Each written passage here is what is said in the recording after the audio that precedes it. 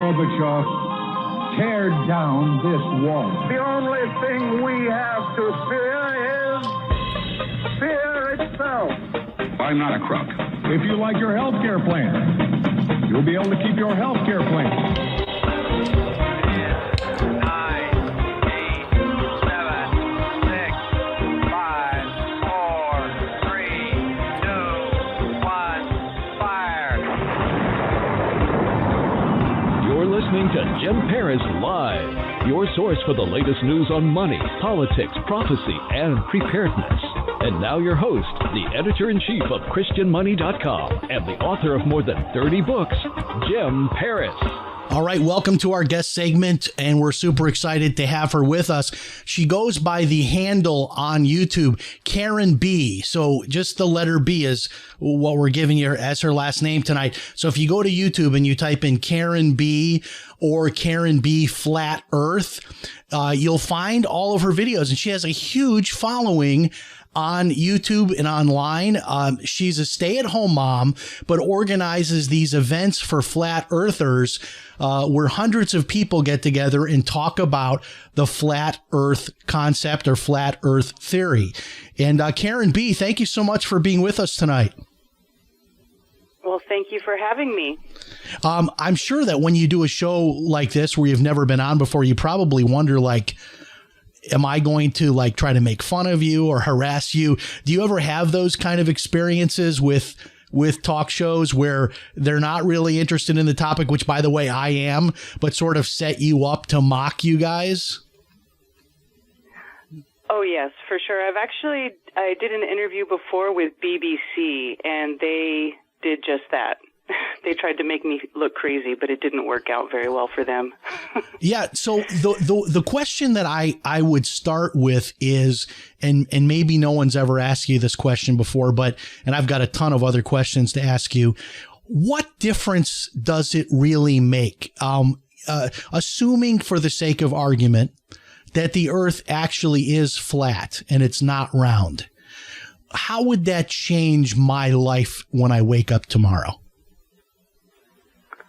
Well, it really depends what you do with the information, but if you think about it, what is tied to the shape of the earth, or what they tell us about the earth and where we live? Just about everything. Once you really think about it, the globe is everywhere. It's in every school classroom. So much is built on that idea. So much of education they put it in everything.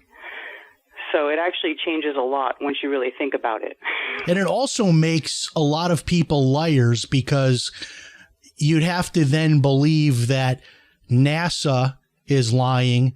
Almost all the governments of the world, in particular those that would have satellites, all of the private satellite companies that are launching rockets. I live near Kennedy Space Center, so I see the rockets all the time. It's almost so frequent we don't even notice it anymore. There would have to be a massive amount of people that are in on this. For example, if you launch a satellite and you would be able to see that the earth is flat or the earth is round from a satellite. Wouldn't that be true? That would be true if satellites existed as they are described to us, which, of course, I don't believe. But I don't think anything can get beyond far enough away from Earth to see it completely in its entirety. I don't think anything can get outside of our atmosphere.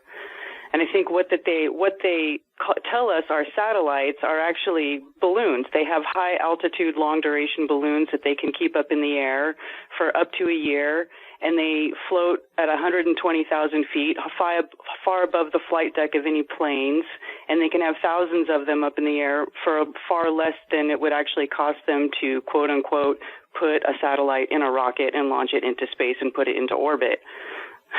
Now, the moon is round, though, right? I mean, is a spherical object. You don't dispute, or is it also a flat moon? Well, it's round. It looks round. It could, but round like a coin or round like a ball. Yeah, round like a ball. Like I have a telescope, and when I look up at the moon, I can see that it's round. That like I can see that it's going. I mean, I don't see both sides of it, but I can see that the shape of it is a round ball from enough of the angles I can look at it with. And I'm just curious, is that important to the theory that the moon be also flat if the Earth is flat? No, absolutely not. No, but that's what we refer to as a logical fallacy, because they have what they've done with their programming of the space system, the solar system, right? They've put all these balls in space, and they say, oh, so these are other planets just like Earth, and they tell you Earth is a planet, but they really have never actually proven that any of this is true. It's all just, it's like they've taken all the objects in the sky and they made up a big fantasy story about it. But really, so the other planets, do we believe they're flat? Like, for example, I know Elon Musk tweeted a couple of years ago and got a lot of response. Is there a flat Mars theory? Like, when you look up at Mars in a telescope, is Mars flat or is it spherical? And does that matter to the flat Earth concept? No, it doesn't matter, because the lights in the sky are there for signs and seasons and appointed times. They're just there to let us know what time of year it is, what season it is. That's all they're for. They don't, whether they're terra firma or not, it can't be proven. So, no, it doesn't really matter either way. So they're just round. They're just lights in the sky. Okay, now, so one of the questions that, thinking of this in like the most childlike way that you can, if the Earth is flat, then obviously there are edges, like you could physically reach the edge of the Earth. And then what would happen to you if you got to the edge of the Earth? Could you, if you were in a plane, like fly over the edge, or if you were in a boat, could you like sail your boat over the edge of the Earth or walk over the edge of the Earth? How does that work in the flat Earth theory? No. Well, nobody's ever seen the edge. We don't even know that there is an edge, because we're not really allowed to go explore those parts of the Earth that would, lead us to the answer to those questions. So no, we don't really necessarily say that there's an edge. For us, or for me, it's an enclosed system. It's like a terrarium. It's like a giant terrarium, just like what you would think of when that comes to mind. It's a large symbiotic system that works perfectly within itself, and so there is no edge. And what we think of as Antarctica is like, it's the south. The north is in the middle, and then when you go out to the south, that's just the outer ring or the outer edge. And we're not allowed to go south of the 60th parallel to Antarctica to explore it. So we don't know what's beyond there. That's one of the great questions. Now, what about pilots that say that when you get up to a certain height in a plane, 30,000, 35,000 feet in the air, that you could actually see the curve over the horizon? Or like in my case, I live near the beach, and if I look out far enough, I can see where I don't see anything else because of the curve. There's a limit that I can see horizontally out onto the horizon, limited by a curve, in my opinion. But a pilot who's up there, who's flying, 35,000 feet, they say they can actually see a curve, and that within their instruments, that the curve is apparent as well. What does your theory say to that? Okay, well, any pilot that I've talked to has never said that they account for the curve, or that the curve is apparent in any of their instrumentation. They always fly straight and level. There's actually a number of pilots who are flat earthers. There's been pilots who were professional pilots for commercial airlines who were grounded and lost their license because it was outed that they were flat earthers. But No, see, and actually, one of the pilots that I talked to, me and Mark Sargent, who I do talk shows with every Tuesday, we interviewed a pilot, and one of the things that got him thinking about it was because the Earth is rotating at over 1,000 miles per hour at the equator from east to west. So if you're flying in a plane, and let's say you take off from any area from a north-south running or an east-west facing runway, and then you get to your next destination, which is somewhere on the equator, and the runway is going north-south, but the runway is going 1,000 miles per hour. How are you supposed to land on a runway like that? Right? They don't ever take into account any of the movement of the Earth or the curvature of the Earth when they're flying. And so once they think about that, they realize that it can't be anything but a level stationary plane. So you're saying that, like, because it's the same idea, like if I'm inside a plane and I get up to walk to the bathroom and the plane is going at 500 miles per hour, if I were to like jump up for a second, I don't like automatically like get left behind. You know what I'm saying? So I'm moving at the same speed as the plane, which is why that I can walk around inside of a plane. But if you're flying in a plane and the Earth is moving at this speed that you're talking about, then the Earth is separated from the plane. There's just air. So then there's that question of the physics of that. And I'm not enough of a science buff to talk about any of that, honestly, which is why this is fun for me, because a scientific person might make this a lot more boring. But so I would have thought really the opposite. I would have thought pilots would have been, staunch opponents of this. But then let's talk about like the moon landing. I'm assuming then that the moon landing did not happen under the flat Earth theory, because obviously that would generate all of the pictures we have of the ball of the Earth, but also leaving the atmosphere, as you believe, is impossible. Is that right? Correct. But there's plenty of people who don't necessarily believe in the flat Earth theory, who know that the moon landing was fake. Yeah, we've had them on here. Yeah, absolutely. Yeah. I mean, it's so easy to dismantle the moon landings. I don't know. So we can talk about it if you want. Yeah. So the moon we had, I think his name was Sherman was on. I don't know if that name rings a bell.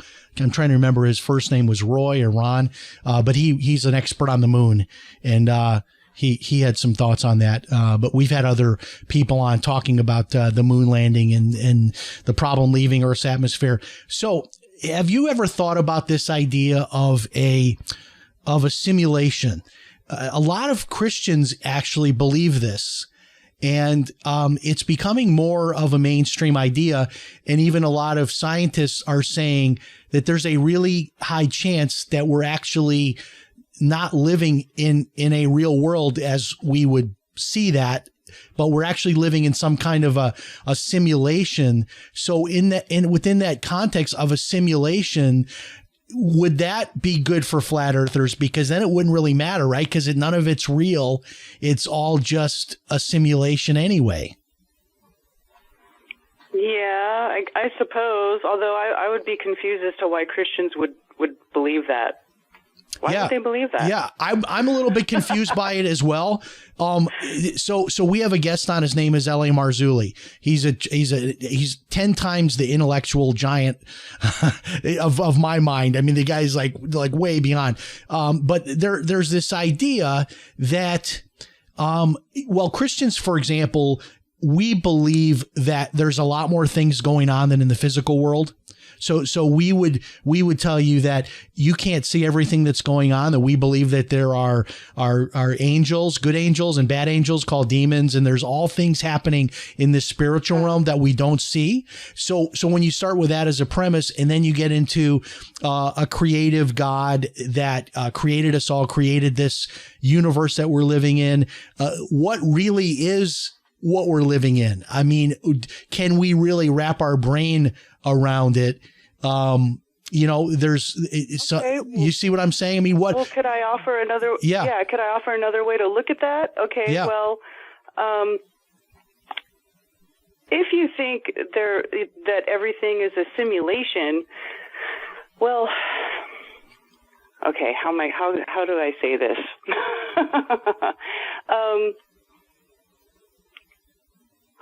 I lost my train of thought.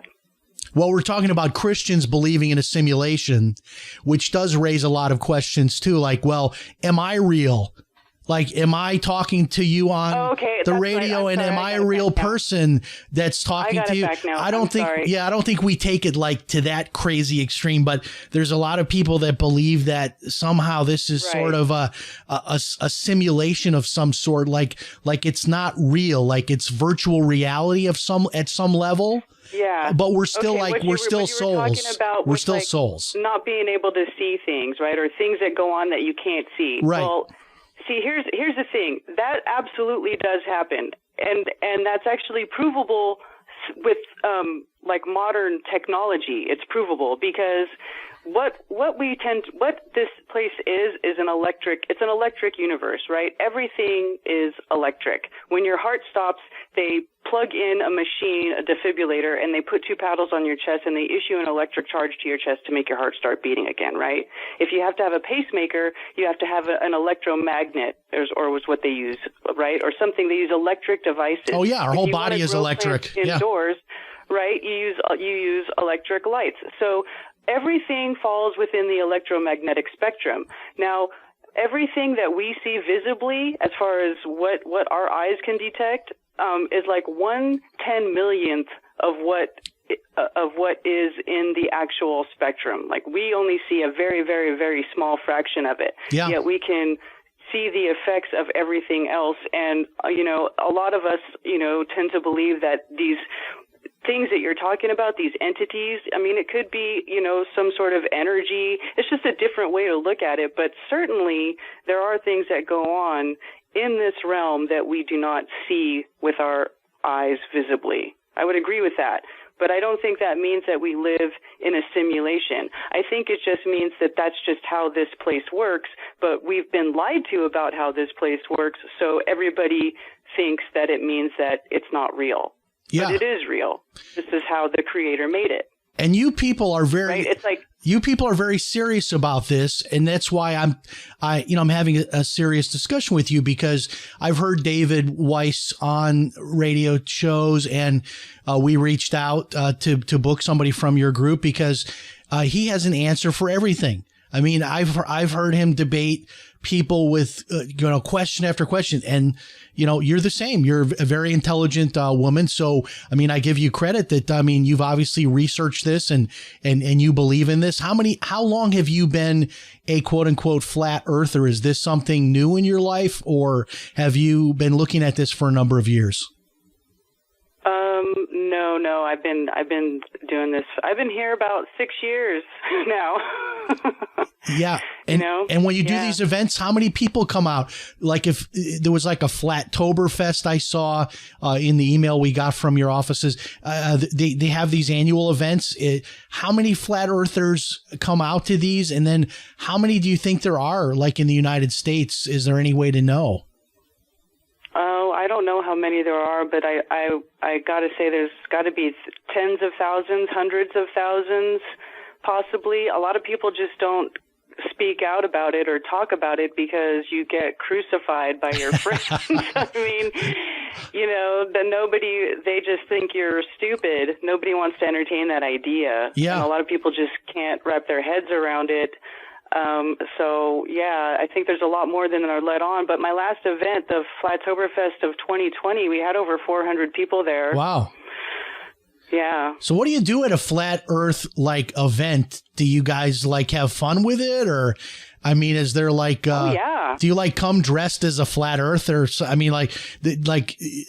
assuming that the map is the flat map. Is that what we're talking about? So do people come dressed as like the flat earth, or do you have gatherings with themes? What do you do at a flat earth conference? Okay, well, no, we don't dress up like the flat earth. Okay, or anything like that. It would be very slimming though, right? To come as a flat earth instead of a round earth. I guess it depends. It depends what angle you get there, but Yeah, we're just normal people. All of us we're just normal people who just happen to have always known that there was something wrong with the world that as it was presented to us. And so we are just people who went looking for truth, and then we found it. And in finding truth, we found out that it was very isolating, but then we ended up finding each other. And so we have formed this, community now where, we have meetups in different states. There's, annual meetups. There's a lot of groups on Facebook where you can talk to people about it. So, yeah, it's great. So you're not banned by Facebook yet, but as long as you don't talk about the election, right? As long as you stick to the flat earth talk, they're okay with you probably. Yeah, well, I don't know. I guess it depends. I mean, I get banned off Facebook every now and then. Okay, so I'm banned on there right now. Okay. welcome to the club. I get banned on occasion myself, but less so lately for some reason. It makes me feel left out, and everyone else is getting banned and I'm still up there. It makes me feel guilty. But we're going to do this for fun because there's a lot more intelligence in this audience than behind this microphone. So I'm going to open up the phone lines and let people call in with their flat earth questions and be respectful, folks. You can disagree. This is a smart lady here. So throw out your question and she's probably got an answer for it. And I'm curious to see what some of our listeners think about this. And also, we're going to open up questions by email. The email is jim@christianmoney.com, jim@christianmoney.com. And the phone number is on the screen if you're watching on the video feed. It's in the lower corner of your screen. If you're listening over one of our audio streams, the number is 646-716-4041. Any question you have about the flat earth theory, 646-716-4041. Or, again, if you're, on the computer and you don't have access to the phone tonight, just drop an email to jim@christianmoney.com. All right. A bunch of email questions are already coming in. So let me hit one of those first. Somebody wants to ask about this Pac-Man concept. They're saying that if a plane flies a flight pattern that would take them to the edge, that they've read that the flat earth people teach that the plane just disappears as a blip and appears on the other end of the map of the flat earth. That's how that you guys explain how that plane can have that flight path if it's not a circular earth. There are some people who have that theory. I personally do not follow that theory. I think that the azimuthal equidistant map, although maybe not entirely perfect, is the closest to what it really is. And I think that, flights are actually explained on it very well. If you look at old flight maps from the 50s and 60s, they're all actually laid out on an AE map or a flat map where you can see the whole world. So are there these flight patterns though? I don't have a map in front of me, but is there like a flight pattern where you would go over like Antarctica or go through that area where in other words, you would get there more quickly by flying that route as opposed to like going north and flying the entire. You understand what I'm saying? Like, for example, if I wanted to get there's no north-south circumnavigation. All the flights go east to west mostly. Okay. I mean, some of them get close to the North Pole, right? But nothing will go over Antarctica. Yeah. Nothing. Yeah, you're probably right on that because I when I flew to Korea a couple years ago, I was fascinated to see my flight plan because I had the little computer on the back of the seat in front of me and it flew directly north. My flight was out of Dallas, so it flew directly north. Because I was thinking, well, Korea is west, so we'll go over California and over the Pacific Ocean, but not so. We went north up to Canada, then we turned and went through Russia and then China. But it did eventually turn into an east-west flight at that point. All right, we've got a bunch of people on the phone lines here. So this first area code is 702, which I think is Las Vegas. Las Vegas, you're on the air tonight. We're talking about flat Earth, and the guest is Karen B. Say hello. Hello, Karen. Hi. Hi. I'm just wondering, is the flat Earth theory concept the same as the crater Earth? Okay. Can you hear her okay, Karen? Is the flat Earth theory the same as the crater Earth, she said. Oh, the crater Earth. I don't think it's necessarily the same. It's just one variant of, because here's the deal. We only know about, what is the known lands, right? The lands that are on the maps that we are pretty much given, right? So we don't know what is outside of this realm. We don't know what's outside. So we say space is fake, but I mean, there could be space outside of it. We just don't believe that anybody could really get there. What does that mean, though, what she's saying, the crater Earth? I don't understand that. Is that a competing theory or a modified theory of the flat Earth? Yeah, some people think that that where we live is like a basin, right? It's like inside of a crater, right? The circular crater, and then the crater is part of a larger whatever. I don't know what they think it is. If it's a large, I mean, giant I've heard planet, and then it's all Antarctica. Antarctica is huge, and it just surrounds the crater. Okay, she says, and I'm going to let you go, Las Vegas, because we got a really bad phone connection. But she said the last thing she said, Karen, was Las Vegas is huge. Las Vegas, Antarctica, she says, is huge, and surrounds the entire crater in this this theory. What about that? Yeah, some people think it could be like an infinite plane, right? Yeah. Like just a large plane that just goes on and on and on, and then every so often is just a different bubble that is another place like Earth, that there could be other Earths on this plane in different bubbles.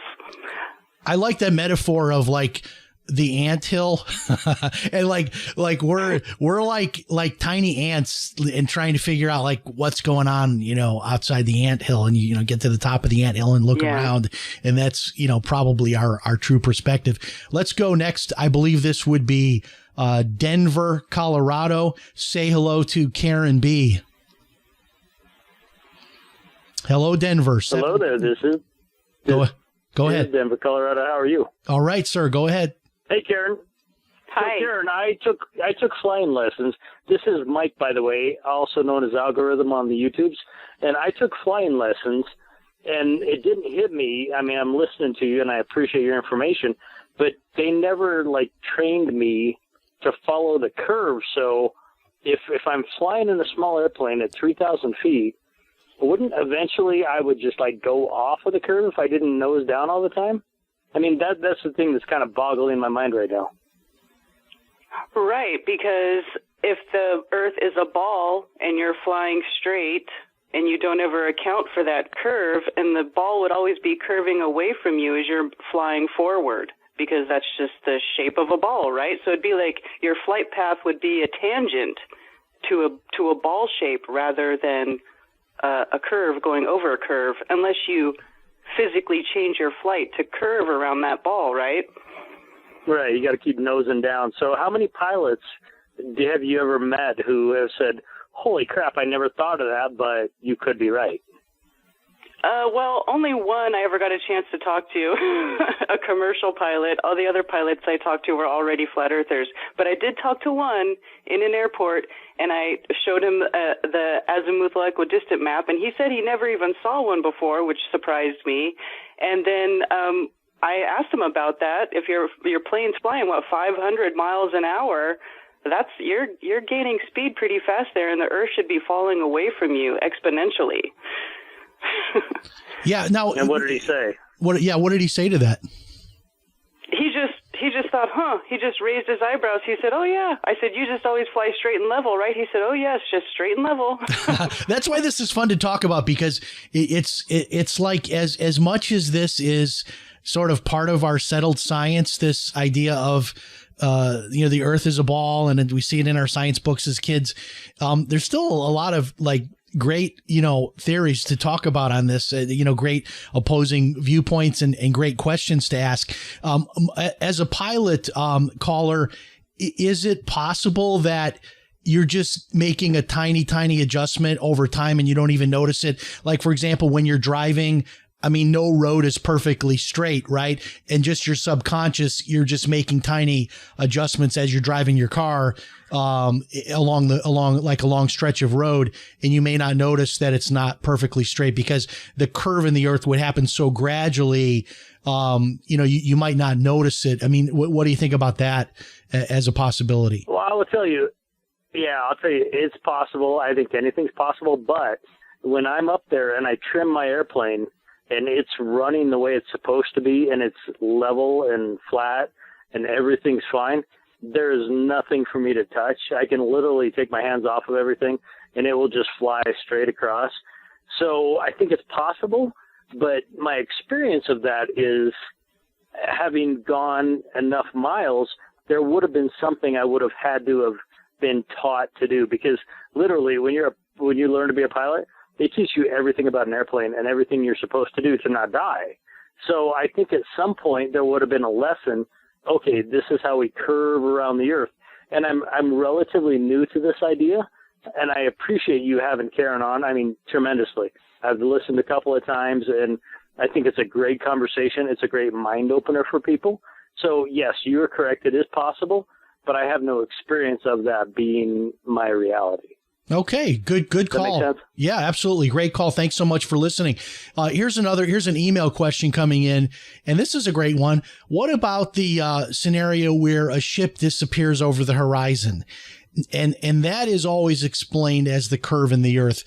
What about that? That because that does happen. You'll see, even, just watching a ship like a cruise ship leaving port. If you watch it far enough, you'll see it will disappear over the horizon, because of the curve. Is that, how do you respond to that question? Well, actually, ships don't disappear over the horizon. They just go far enough away that they get out of view. Okay. And I know people say that they disappear bottom up, but that's just how perspective works. If you were to place your camera on the ground, on a flat ground, that like a long hallway, and you walked away from your camera until you started to go out of sight, you would notice that the first thing that would disappear is your feet. That's just how perspective works. Okay. So the ship could appear to be disappearing from the bottom up, but really that's just how perspective works. And we have many documented recordings, photographs, and videos of seeing objects that should be well beyond what should be the geometric curve of the earth, where basically you shouldn't be able to see anything because it would physically be hidden by earth curvature. But we have constantly tried to make those observations that would match what they tell us the size and shape of the earth is, but we're constantly able to see far beyond that. Like, one of the best examples is Canigou Mountain. It's like the look up the longest distance, photograph, and it's like over 250 kilometers or something like that. Wow. That would definitely, you would see the curve in that many miles. We're going to go to another caller here, 267 area code. Where are you calling from tonight? Hello, 267. Where are you calling from tonight? Are you talking to me? Yes, sir. 267 area code. Yes, I'm calling from Philadelphia. All right. Good to have you with us. What's your question tonight for Karen B? So, Karen, I'm sure she knows about the Nickelbein system that Germany had during World War II, where they were able to bomb England 100 miles away using microwave waves. And Churchill's prime minister, and this is on the internet, said that it was impossible because of the Earth's curvature. But yet, somehow, Germany was able to pinpoint specific spots in England and bomb them. So I was wondering if Karen can talk about the Nickelbein system that Germany used on England in World War II. That actually it's actually a proof of flat Earth. Okay, let's get a response. Go ahead, Karen.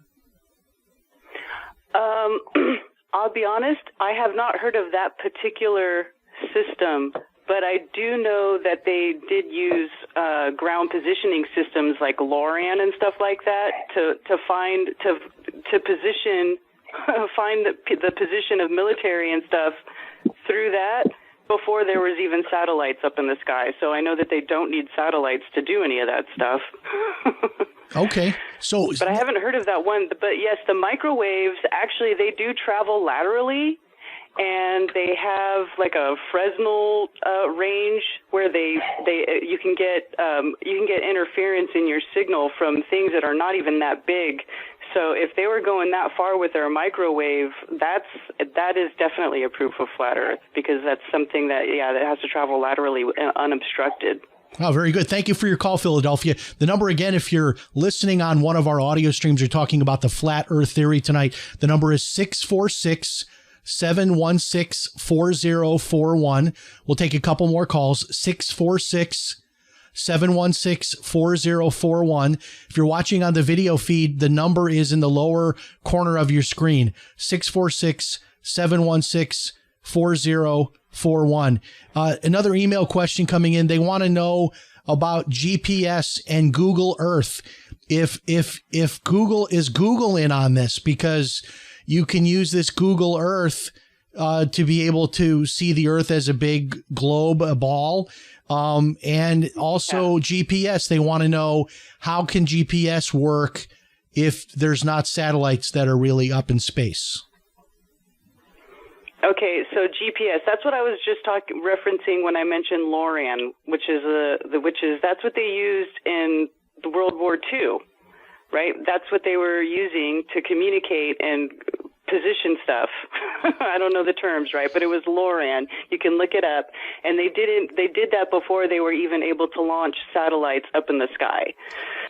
So they don't need that. It's just tower to tower communication is what it is. They just put towers up on big mountains and they send the signals from tower to tower. And what about the Google Earth part of her question here? She wants to know, you go onto this Google Earth, which I find that fascinating, how people can discover things. It's like all of a sudden someone discovered, an unknown, like underground structure that could have been Atlantis. And they do this by using Google Earth.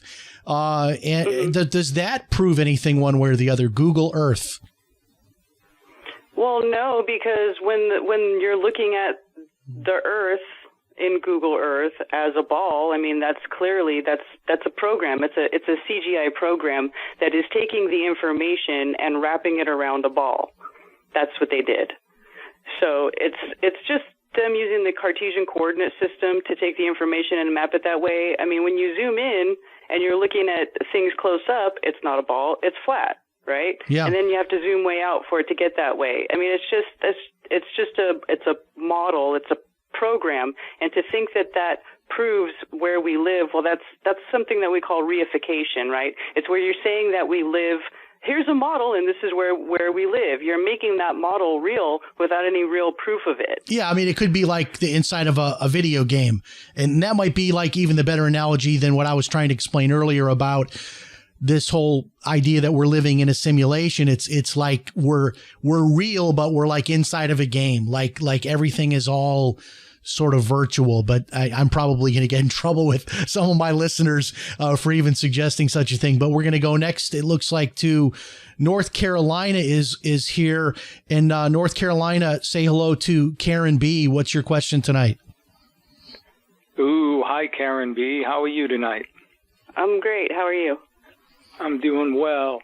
I'm a retired airline pilot, and I just wanted to make an observation or two about this subject matter. Go ahead. Okay, cool. The globe Earth model is absolutely 100% incompatible with aviation. Yeah. And that is for so many reasons I can't even begin to explain. But it is true. We fly level. And so when people accuse me of believing that the Earth is flat, I tell them I don't believe it at all. I know it is, because that's what I That's what we do.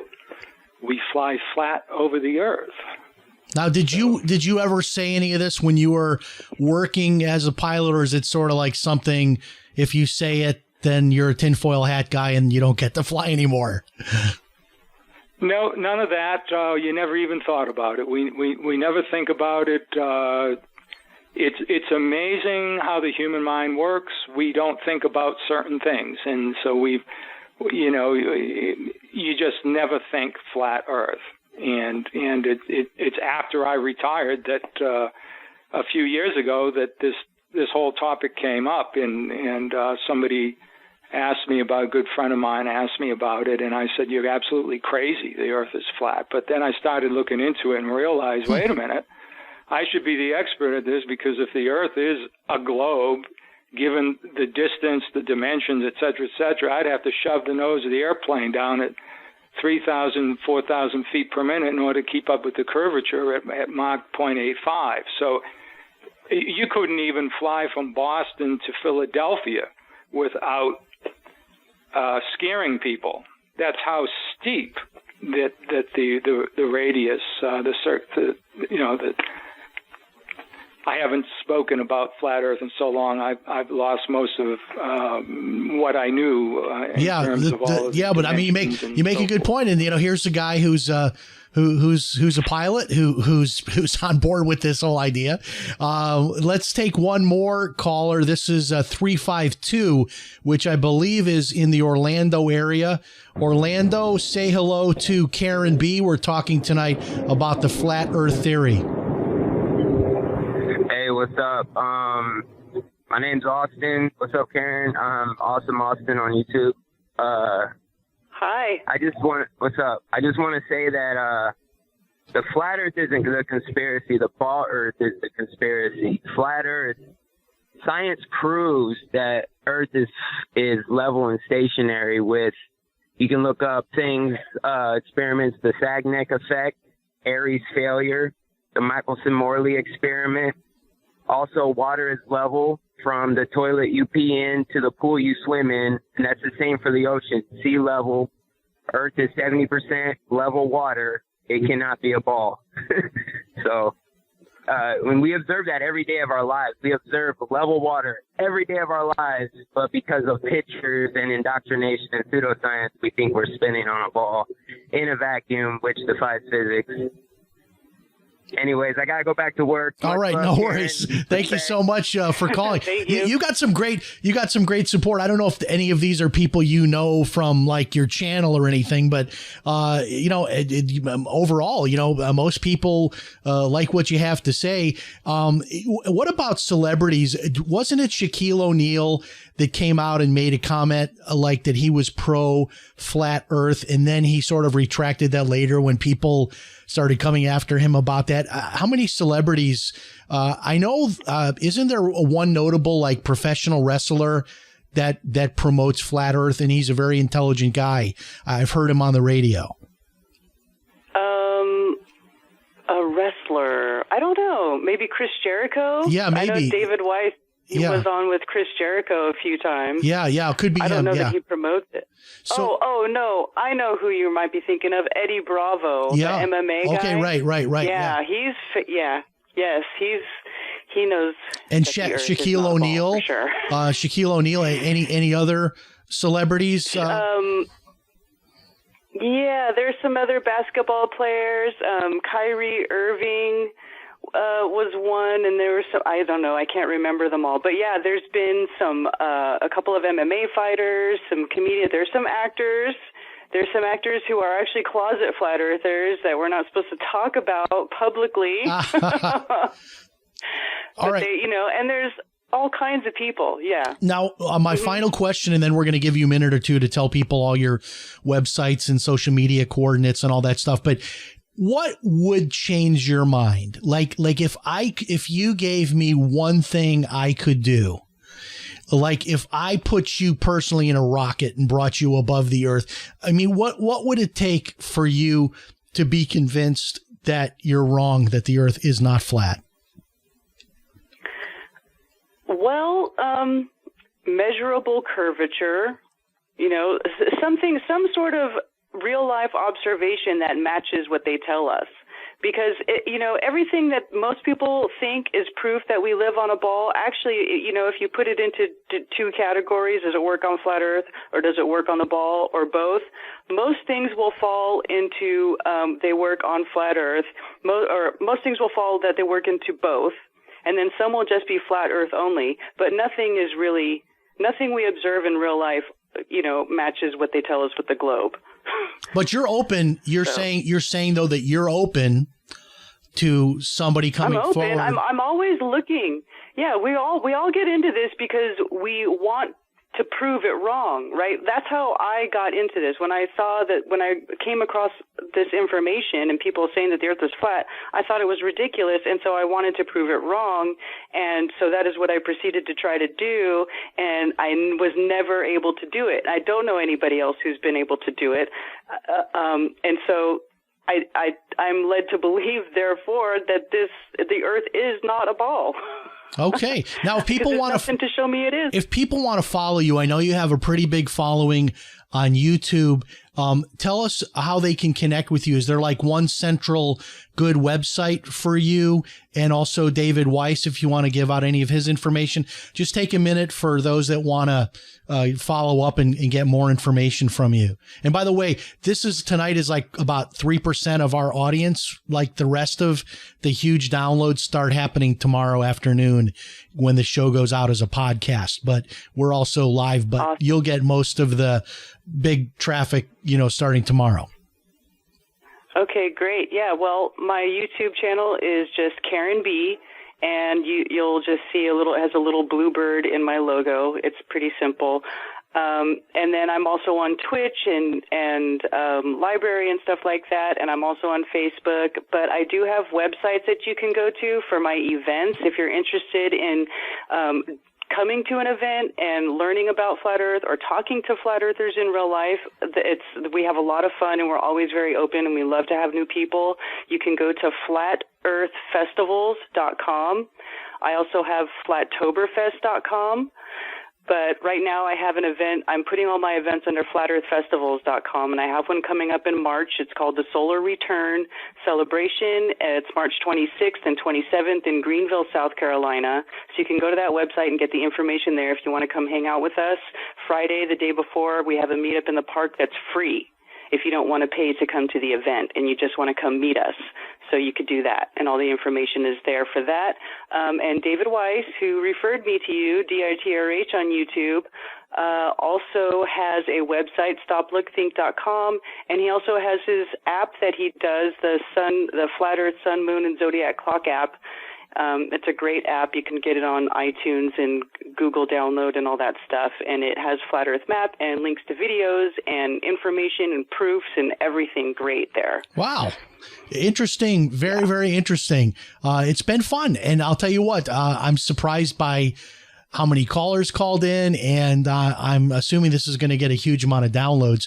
And you're a fascinating person, very, very bright. I'll give you that. And you've got more answers than I have questions. So we'll consider it a draw tonight. I'm not convinced yet, but I think you make a great argument, and it's kind of scaring me that you're so convincing.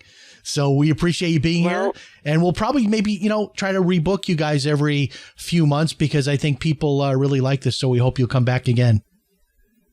Yeah, that would be great. And thanks for having me. And all we ever ask people to do is ask questions. Just keep asking questions. Yeah, absolutely. Very good. God bless. And thanks again. Karen B, you can find her on YouTube. And I hope you enjoyed that. I'll tell you what I enjoyed most about it. It's not politics. It's not politics. We're not talking about the election and all of that stuff. And I feel great not talking about that during one segment. Can we just do one segment every few months where we're not going to talk about politics? Maybe that's a good cleansing breath for us here on the show and for you watching and listening around the world. Thanks so much for joining us. Remember, if it's Sunday night, it's Jim Paris Live. So long. We'll talk to you next time. Goodbye, everybody.